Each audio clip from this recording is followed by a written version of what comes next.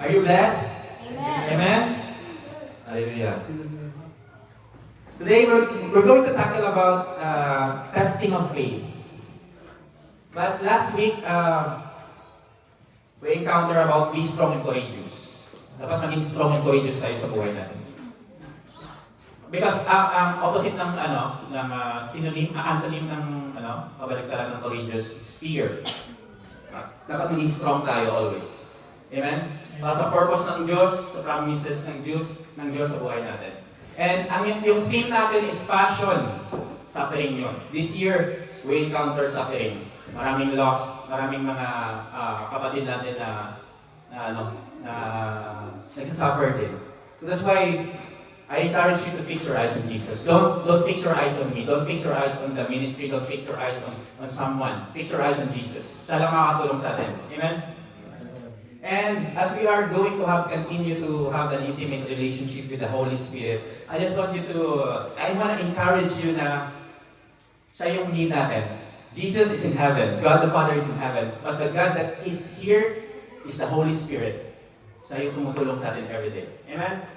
And ang Holy Spirit nasa atin is living inside of us. He is the temple. We are the temple of God. Amen? And ang goal ng Lord sa buhay natin is to transform you to become more like Jesus. No other than. God is also concerned of your money, financial, dreams. Is concerned about that. But the most important is you becoming like Jesus. And sa testing of faith, dito tayo mamumold. Siguro na-encounter nyo na ito, but I want to give you these lessons also. Maganda to, we will grow on this. Yung testing stage natin is yung iti-test yung faith natin. Kasi dito tayo nag-grow.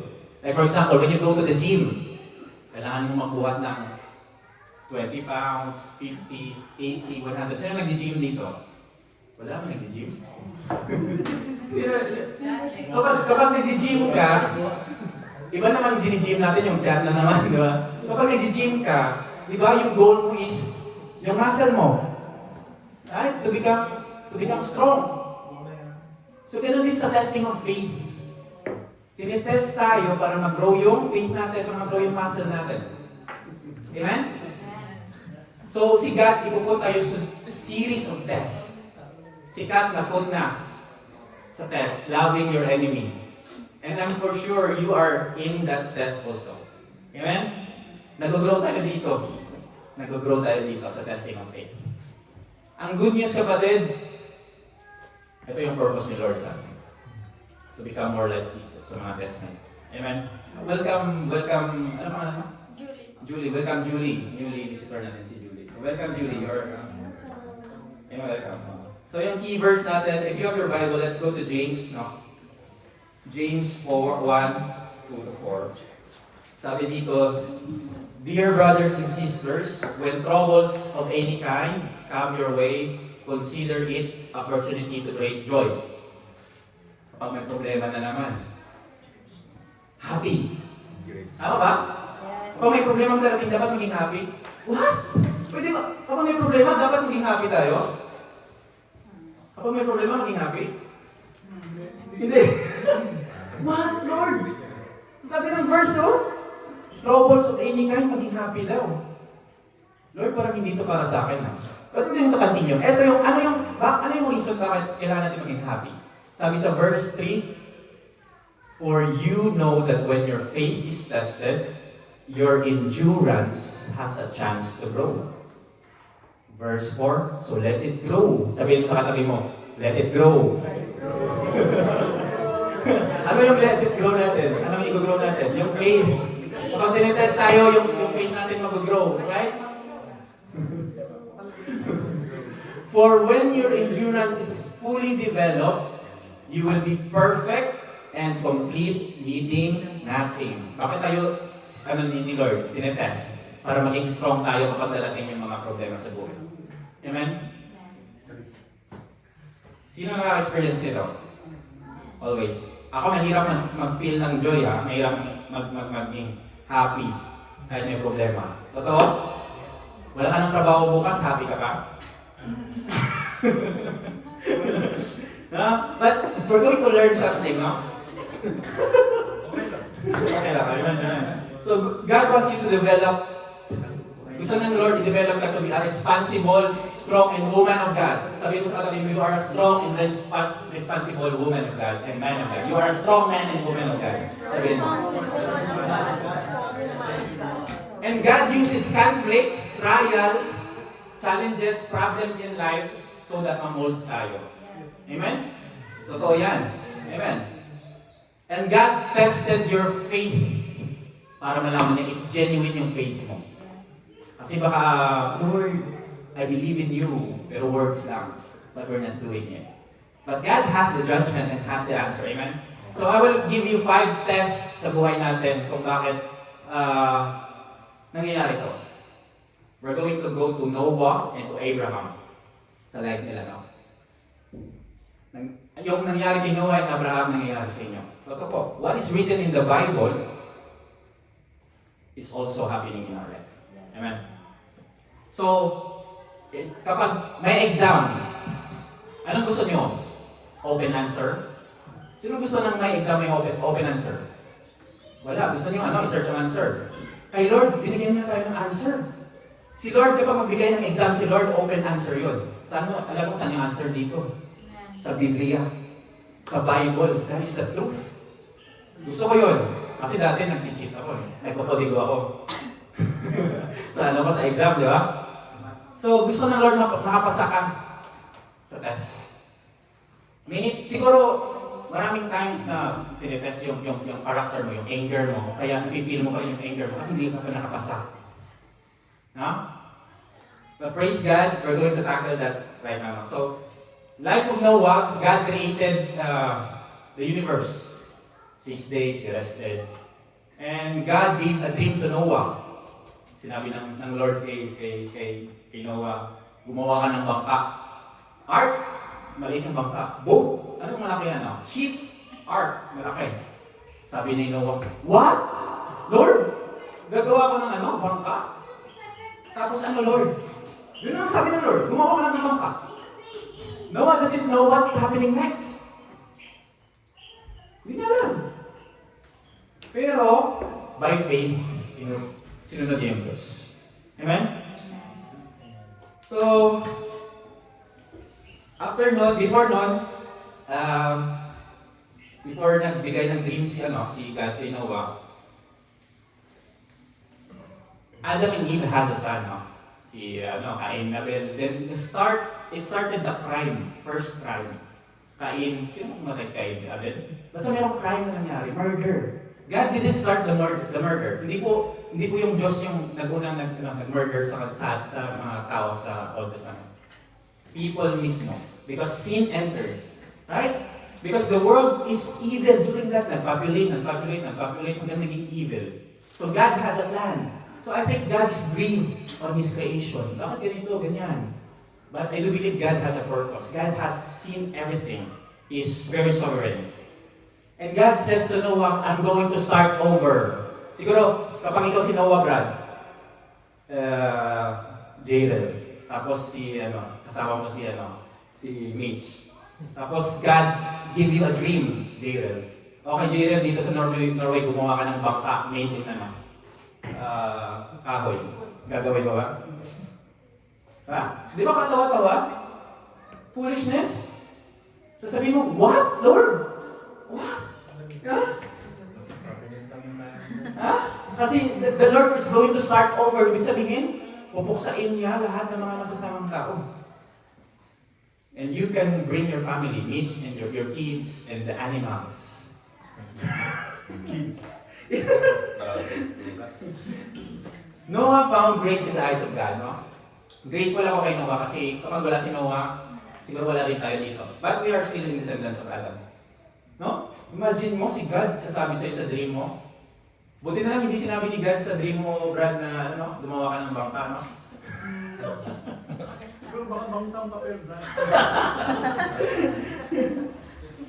So, Noah, maybe in the mind, what? Totoo ba to, Lord? Ikaw ba to? Totoo ba to? Sinasabi mo, gagawa ko ng bangka.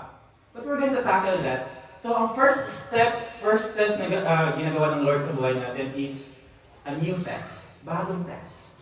Siguro bago mo narinig to, first time mo nagpasok yung Lord sa dreams mo. Tapos, tinesting ka ng bagong test na ito. Never happened in your life ang test na ito. Amen? And God going to go into your dream, siguro impossible dream, no?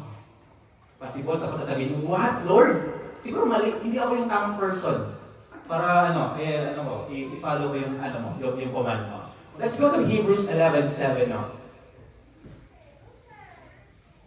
It was by faith that Noah built a large boat. Amen. To save his family from the flood. He obeyed God who warned him about things that had never happened.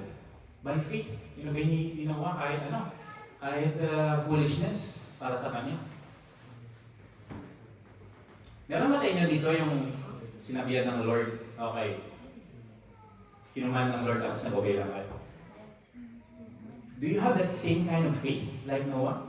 Nangyayari ito sa atin. Ito, tinuturuan ko kayo kung anong totoong meaning ng faith ha. Sabi dito, had never happened before. So, ibig sabihin, yung flood, never yun nangyari before Noah. So, ano ibig sabihin? Paano nadidiligan yung halaman? Paano nakakainom yung mga animals ng tubig? So, ibig sabihin, hindi pa sila nakakita ng rainbow. Hindi pa sila nakakita ng ulan. Let's go to Genesis 2:6. Sabi dito, in a mist was going up from the land and was watering the whole face of the ground. So before Noah, walang ulan. Alam mo ano meron? Mist. There's a condensation happening on the ground para diligan ang halaman at saka makainom yung tubig. That's why si Noah, yung edad nila 900 years. Because the climate was very perfect and good to live long life. But after flood, ano nangyari? Yung edad hanggang ano na lang? 120, 140, kung minsan di pa tayo makakaabot ng 60. Ano yung goal? Ano yung goal natin na edad, di ba? Praise God na lang, makaabot na yung 60, di ba? Because marami ng pollution. Right? That was after the flood. So what is faith? Ano bang faith na sinasabi ni God kay Noah? Faith is facing the future without knowing what. Hindi mo alam kung ano, pero nag-obey ka lang. Siguro you are here in Norway, hindi mo alam kung anong purpose mo, hindi mo alam kung bakit na nandito, pero nag-obey ka lang kay Lord. Right? That is faith. God is telling you that you need to trust me. You need to face the future without knowing what. Ano nangyayari dyan? Amen? So yun nga, Noah built an ark. Noah built an ark.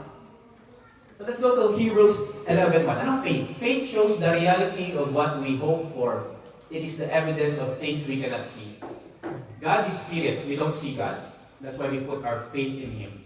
In order for God to move in your prayers, you need to believe. You don't need an explanation. You don't need a scientific evidence who God is, because God will move through faith, and God is the hope that we think. Hope na in reality, na napapakita sa totoo siya. There is evidence na totoo ang Lord. Amen? Amen. So, faith is facing the future without knowing what. If you are nagsusulat kayo, pwede nyo sulat din. Pwede nyo rin i-picture on. Then yung first ang first natin is, saan yan? New test. Amen? So sa new test, test tayo doon. Ang faith pala is facing the future without knowing what. So let's go to second test. Ano yung second test? Second test is a major change. Malaking pagbabago. So, Noah was commanded by God. Tapos sinabi ni Noah, what? Lord? Ano to? Totoo ba to? Ito ba yun? Ngayon, let's go to the life of Abraham. Ano may major change? Ano? So, let's go to... major change. So, tatawagin natin yung major change na where test. Where test. Kanina, what test. Karon where test. Ngayon where test. Saan?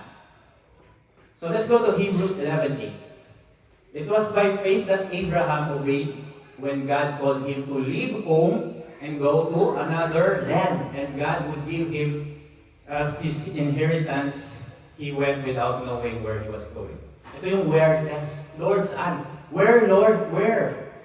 Una, what? Lord, what? Ano? Ano ibig sabihin nito? Ngayon, where? So if na-receive mo na yung panawagan ng Diyos, yung command ng Lord, ngayon sasabihin ng Lord sa'yo, where, Lord? At sasabihin mo kay Lord, where? Saan ko? Amen? Let's go to the life of Abraham. So si Abraham nag-live sa country named Ur. So sa yan? Iraq. Sa Iraq yan, sa Iraq. So ngayon God commanded him to go to another land. Yung land na tinutukoy ng Diyos is Canaan, which is Israel ngayon. Israel ngayon, from Iraq to Israel. And the Bible tells us that Abraham was a wealthy person. Mayaman po si Abraham. Meron po siyang cattle, meron po siyang kambing, meron siya siguro mga grasshopper, lahat po. Lahat po ng mga livestock ba, agoy ba, dragon ba siguro. Yung mga ng dragon ba. So, marami siyang laborers, marami siyang ginto, marami siyang wealthy person siya. Wealthy. So, sinabi ng Lord sa kanya na, iwanan mo yan. Iwanan mo yung lugar mo, tapos lumipat ka sa lugar na ibibigay ko sa iyo. Imagine that, paano yun ililipat ni Abraham lahat? Sino yung may mga bagong bahay dito na wala pang sasakyan? Ako wala pang sasakyan. Mahirap maglipat, di ba?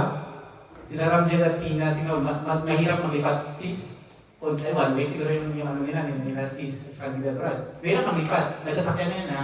How much Abraham? Naglalakad lang. May donkey din siguro, may kabayo. Paano nila ililipat lahat? Ang dami nun. Amen? Just jump on the story, right? And ito pa, ang major change. Abraham is 75 years old. 75. Tagalog ba yung 75? Kung saan ready na siya mag-retire, doon pa siya tinawag ng Lord to inspire. Amen? Ready na siya. Kailan yung social security system natin, yung retirement pension? 60? Kung saan ready ka na mag-retire, doon ka pa tinawag ng Lord. Maganda na siya tinawag ng Lord. Right? 75 years old. And some of you, God will going to call you. Okay? So, yun yung major change. Matanda na siya, pero tinawag po siya ng Lord. And pagtawag ng Lord sa kanya, saan? Hindi niya alam. Basta sabi ng Lord, doon. Sabi ni Abraham, where, Lord? Where? Sabi ng Lord, doon. Yun ang sabi ng Lord. Yun ang sabi ng Lord. Basta nag-believe siya by faith, ha? By faith. So, tinetest tayo ng Lord. Saan yung faith natin? Amen? Abraham asked the Lord, where am I going, God? Sabi ng Lord, doon. Dito. Where? Doon lang. Amen? Just trust God. Kahit foolishness para sa iyo yung pinagsasabi ng Lord. Trust Him. Right? Ito yung second test of life. The where test. Una, what test.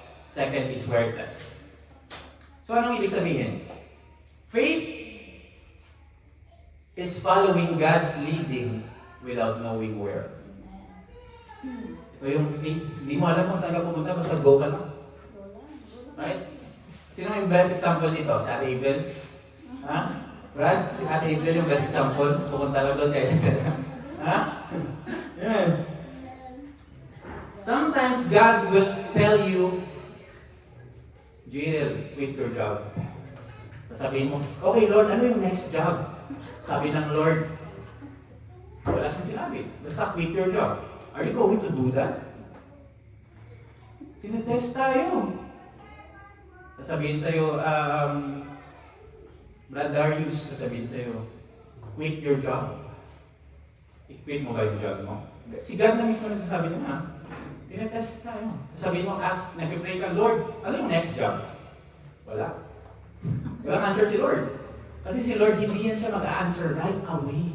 Because He's testing our faith. Amen? Because God is not a vending machine. Kapag magpipray ka, ipupul mo yung vending machine, magpipray ka, tapos God will going to answer it. God is not your genie. God is God and you are not. God is your boss. God is God. And we are the servant. Tayo po ay naglilingkod sa Lord. Hindi po tayo yung pinaglilingkuran ng Lord. Amen? So, we can continue to ask God right now. Pero kapag mag-ask si Lord, magsabi sa iyo, JR, pumunta ka sa ganito. Sabihin ni JR, where Lord? Where? Tapos sasabihin ng Lord sa iyo, JR, ibenta mo sasakyan mo lahat mo ng bahay. Gagawin mo ba? Lahat ng pondo mo, gagawin mo ba? Actually si JR, binibenta niya na yung pondo niya. Ha? Wala nang mabibenta. Right? Ganyan ang Lord mag-test sa atin. And this was happened to Abraham. God has 7, ito yung nangyayari kay Abraham. Ito yung major change sa buhay ni Abraham. At the age of 75. Let's go to third test. The third test of life, di ba? Una, new test, major change. Third test is a delayed promise. So una, what? Lord, ano to? Tapos second, where, Lord? Where? Saan? Third is a delayed promise. So yung Biblia, merong 7,000 promises. Pero hindi yan i-fulfill ni Lord agad-agad. Maybe ma-fulfill yan saan? In heaven. In eternity. Diyan po ma-fulfill. And God doesn't owe you explanation. God doesn't owe you to answer everything you question from Him. No. You know what happened to Jesus in the cross? Father, Father, why have you forsaken me? Sinagot ba siya ng Lord? Ng God? Hindi. But Jesus trusted God. Right? Amen? So, every time you pray, itatest tayo ng Lord. At saka madidelay yung promise natin. Amen? Madidelay yung pinagpangako ng Lord sa buhay natin. Kasi si God, merong perfect time. Kung hindi ngayon, kailan? Perfect. Kung hindi ngayon, kailan? Baka next year. Kung hindi next year, kailan? 5 years from now. Kung hindi 5 years from now, 20 years from now. Alam mo ba, 28 years ako bago naligtas. 28 years ako bago naligtas.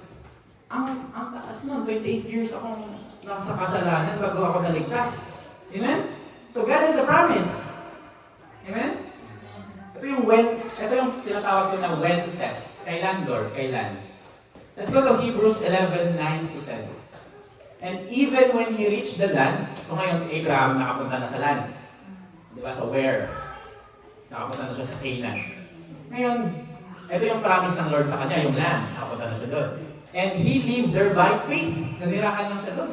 For he was like a foreigner, living in tents. So ibig sabihin si Abraham, wala siyang permanenteng bahay. Buti ka pa nga, may apartment ka, may condo ka, may recibus. Yeah? Abraham, tent lang. Imagine that. The father of all nations, tent lang. Yung pinangakuan ng Lord na maging great nation, father, great nation, nakatira lang sa tent. What is this, Lord? Ito ba to? And so did Isaac. Si Isaac nakalib din sa tent. And Jacob lived in tent also. For third generation, nomad sila. Nomad. NPA. No permanent address. Pero nag-promise ang Lord sa kanila. Right? Abraham was confident. Confident si Abraham, looking forward to a city with eternal foundation. So alam ni Abraham kung saan siya pupunta. He was not desiring to have a real kingdom, but an eternal destination. Amen. Let's go kung anong pinaramis ni God kay Abraham. So encircled, if you have your Bible, dalawa yung promise dito. Encircled promise, encircled promise. God wants you to base your life on His promises, not in explanation. Maraming promises ng Lord sa buhay natin. One example, promises kay Brad Obed. Romans 12:2. You have performed by the Father in this world that we knew Him. Yan yung promise ng Lord sa iyo, Brad. Panghawakan mo yan. Put your faith in that. And God is not going to explain why, when, and how. Mananaginip ka naman mamaya. And it happens all the reason. Kasi God wants you to trust in His promise. Amen. Na-perform pa sa imagination natin yung nangyayari nga. Tapos, Abraham is singing, when it would be fulfilled, Lord. Yung pinapangako mo sa amin. Kailan? Kailan mo iti-take care yung problema ko, Lord? Maybe some of you asking the Lord, Lord, kailan magdarating yung visa ko? Kailan ako magkakaroon ng ganitong sahod? Kailan ako magkakaroon ng ganitong sasakyan? Kailan ako makakalipat sa bagong bahay? Kailan ako magiging citizen dito sa Norway? Kailan ako papakasal? When, Lord? When? Kailan? God is sharing to you, you need to trust on His promise. Not to trust on your promise, but the promise of God.